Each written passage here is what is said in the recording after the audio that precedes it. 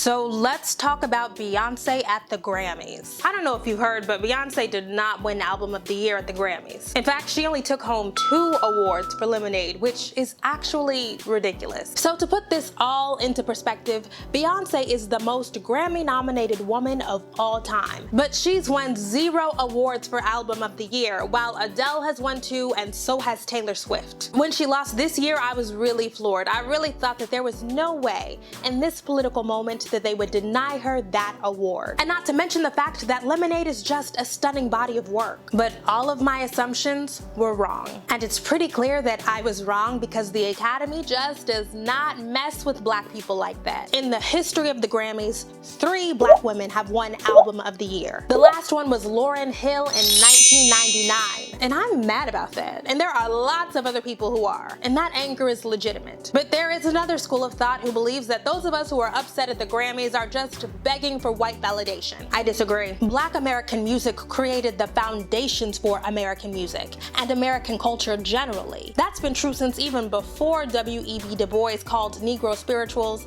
the soul American music in 1903. That fact demands acknowledgement, and I am never gonna let white folks forget that. Ever. So as far as I'm concerned, when we are writing for artists as exceptional as Beyoncé or Kendrick, we are making claims to what is rightfully ours. We're demanding praise for that which Black American brilliance has produced. It's not lost on me that in certain contexts, the Grammys know exactly what we bring. If you watch the show, you'll see so many talented black folks in front rows posing for the cameras or performing on stage. But they go unrewarded in major categories. And though we know white supremacy permeates our conceptions of what is prestigious or elite, the Grammys are not revered simply because they're white. This body makes sweeping claims about uplifting excellence in the music industry. Calling out the Grammys is an attempt to hold whiteness accountable for the lies it tells. You're not a meritocracy if you refuse to reward excellence when it's not packaged serviceably. And this begs some questions. When is it appropriate to be an innovator? Who gets to be one? There's an interesting quote in the New York Times that confirms that some members of the Academy viewed the scale of Beyoncé's ambitions suspiciously. They accused her of trying to, quote, run the table of nominations because of the many genres she performs in. Folks are mad because goalposts tend to be moved in order to shut black artists out. What is merit? Is it artistry? Is it creativity? Is it influence? Is it sales? Depends on which white artist you'd like to reward. And yeah, it's just an award show. No one's gonna die. But folks take it to heart because what happened here happens to black folks who want to be excellent in any arena. Most black folks work in industries that were not made for us. But we try to stay composed and do great work. But keeping your composure is not always possible. The fight against racial discrimination takes its toll. A lot of folks end up like Troy Maxson in Fences, beaten down by the racial caste system, knowing you have potential or will put in work but won't have access or opportunity because of racism leads to a kind of post-traumatic stress, according to research from Monica Williams of the University of Louisville. This stuff is not only deteriorating our mental health, but causing us to reproduce trauma in our homes, as Fences underlines. What we're talking about at the Grammys is the same thing we've talked about with Oscars So White. Demanding to be seen is not the same as begging for white validation. It is about questioning and disrupting white hegemony. It matters to me that these institutions go out of their way to create worlds in which black genius does not exist. The result is our systematic erasure from the historical record, whether it's malicious or not.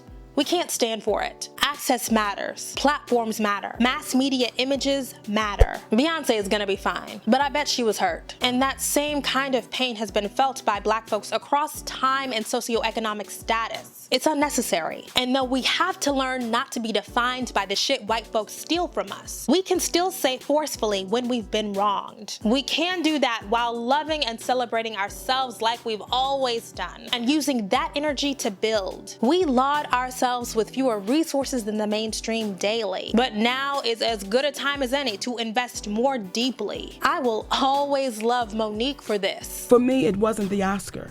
For me, it was the Image Award. Yeah. Because as a little girl, when I watched the Oscars, I didn't see people that looked like me get that award. So my dream was never to get an Oscar.